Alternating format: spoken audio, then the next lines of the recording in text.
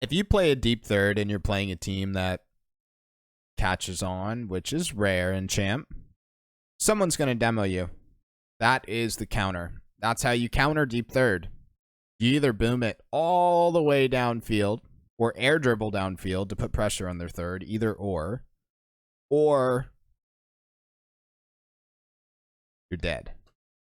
And that's why like I'm not a fan of deep third anymore, because the game's mechanics have changed, and also engagement is typically like, that's why we do replay review here every week, guys. Like, engagement by far with 5 years coaching RLCS is the #1 thing that's directly correlated with individual improvement. If a player is having fun, they are improving. So we're going to look at Champ 1, Champ 2, working on a new team play style, playing more deep third, but much less awkward, more like how I play, working on staying more patient in third man positioning and quicker on the ball. Honestly, Loomis, I'm going to go into this and just be like, do I like it or do I not like it? Does it look good? Worth building? Or is it just like literally like everything aside, just open eyes, fresh looks, take a look at the team, take a look at you. Is it highlighting you? What you're good at? That is a good follow-up challenge on the cheat. Yeah, we are playing deep third. You're already committing to this. You're playing deep third pretty well. Yeah, I mean, it's just, playing deep third. This is what it is for anyone who doesn't know what deep third is. Typically, when you're holding pressure in an offensive rotation, you are playing at this stack right here. It's typically this zone. Best way to think about it is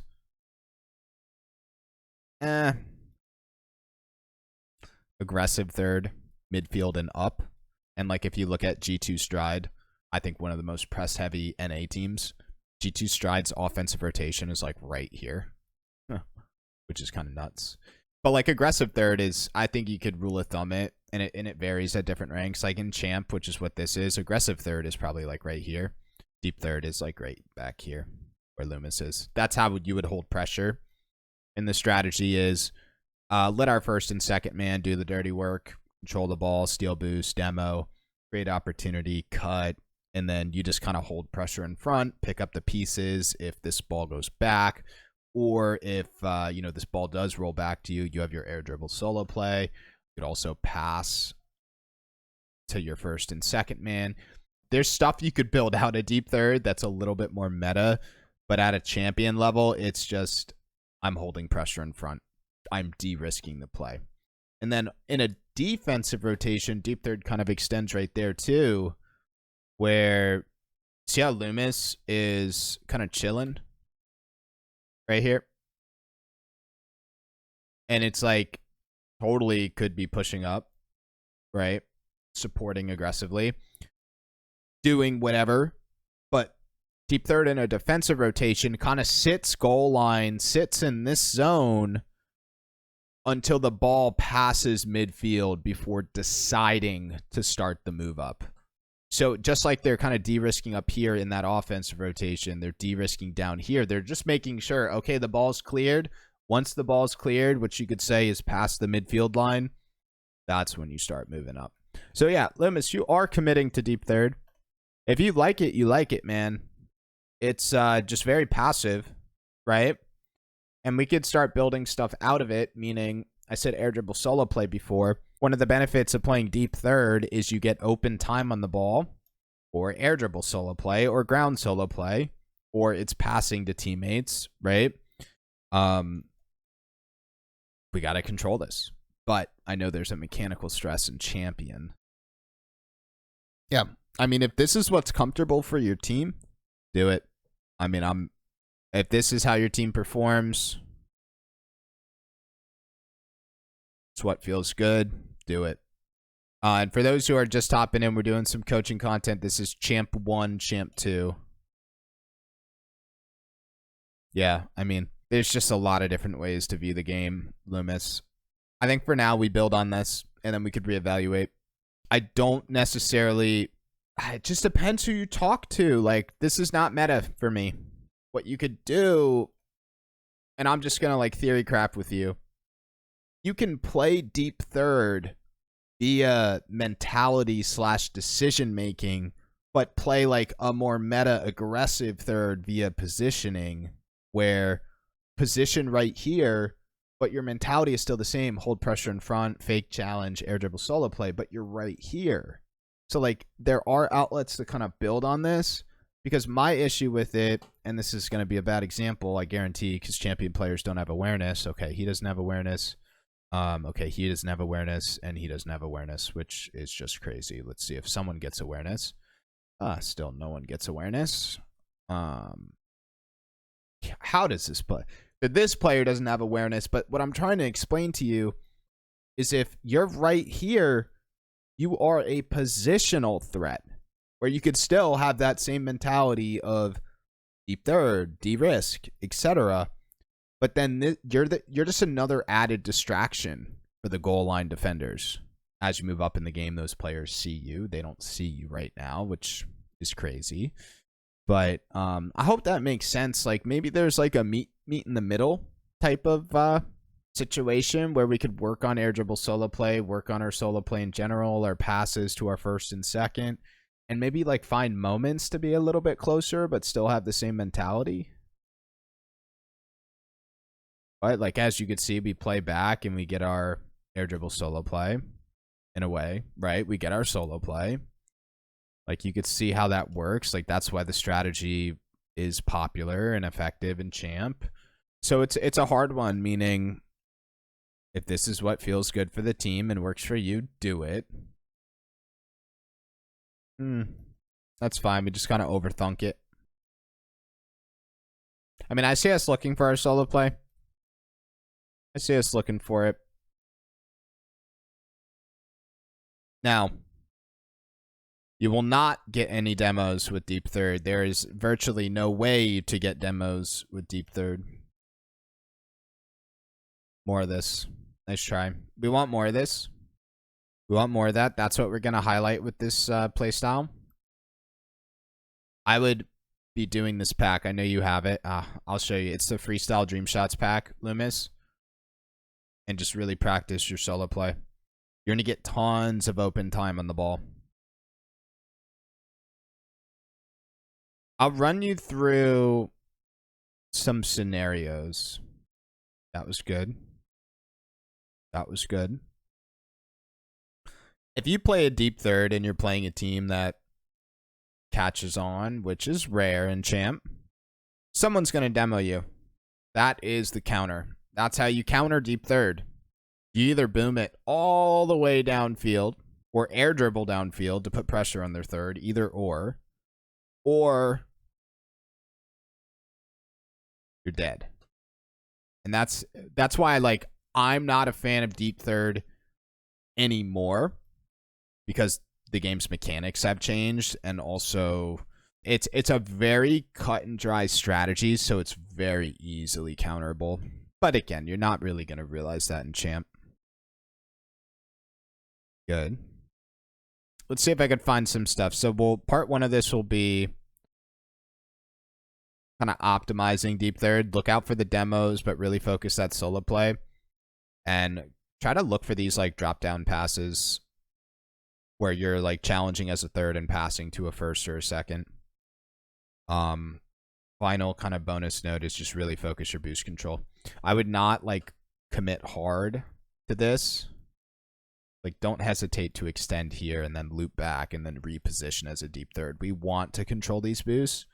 Because again, like how do you counter deep third? Someone demos you, but also this person in any rotation will take that boost. So then you don't get the boost or your teammate doesn't get the boost. You just like press you. That's how you counter it. The other thing is experimenting with that kind of deep third mentality, but maybe being a little bit more aggressively positioned. That's part one. Part two, I'm going to see if anything's breaking down. That's fine. I mean, yeah, we could have saved that, but maybe that's why you're playing deep third. There's so many ways to go about this. I feel like you're the most mechanical on this team, man. And when you play deep third, you don't get a lot of reps on the ball. So you need to like make sure you're really, really taking advantage of these opportunities. Solo play. The other thing is, like, I guess they have you playing deep third because you're smart as well and you know how to fake challenge. So I get that. You're not going to get as much time on the ball and you're not going to get as much demos. We will get open time on the ball, though. I feel like the breakdown with some of the open time in the ball is slow play. I almost feel like you're not used to playing patient. Nice try. Very good. That was not deep third. So maybe it's also like kind of finding like ways to not play deep third. Like I love that cut from you, that midfield cut. Good. Nice try. Nice. Good pass. Good cut. See what we do. Nemes, I almost would give you the same advice I gave to Air about slow-mo training. But more so, I feel like every time our mechanics break down, and that's the biggest breakdown for me, I think you're playing deep third to a T. Everything looks good. Game sense looks good. We're faking when we need to. We're shooting when we need to. Control is breaking down. Definitely mechanics right there, but that will increase over time. One of these like breakdowns with mechs is slow play, and I feel like you're not used to open space. Like completely unattested space, and it's almost like making you overthink. Like it's easier for you, and this just goes to like how you usually play. It's easier for you to take aggressive challenges and play the ball fast in these like kind of dicey moments. Like you're used to that pace, not a lot of space to work with.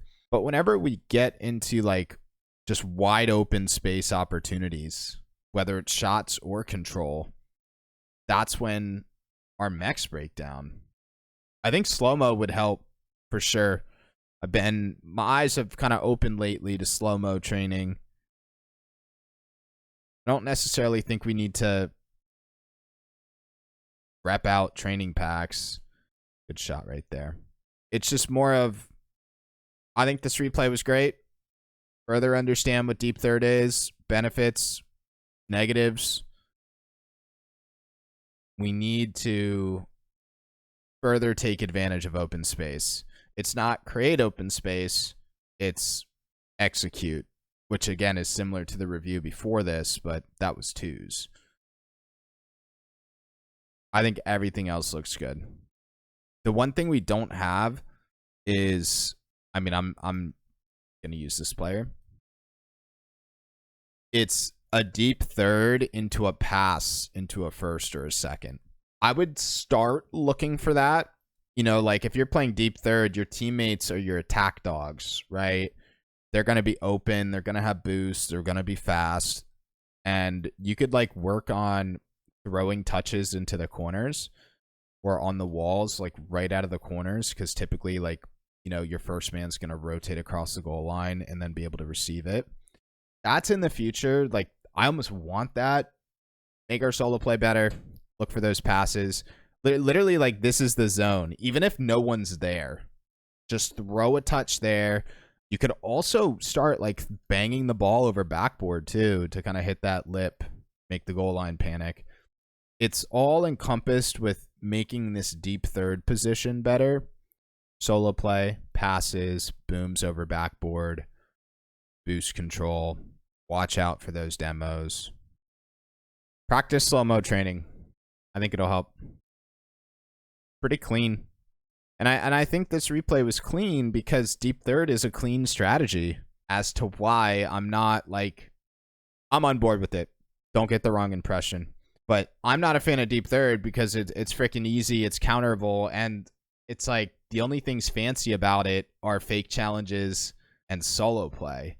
Whereas like today's Rocket League meta, I mean, go watch Pro RLCS. It's so quick, so mechanical. It's, you know what I'm saying? Like it might, I think it would be good in the short term. I think it's a short term solution for sure. It might be a nice segue to kind of like improve solo play. But that's where I'd leave it, man. No major breakdowns. You were rarely on defense, which is crazy.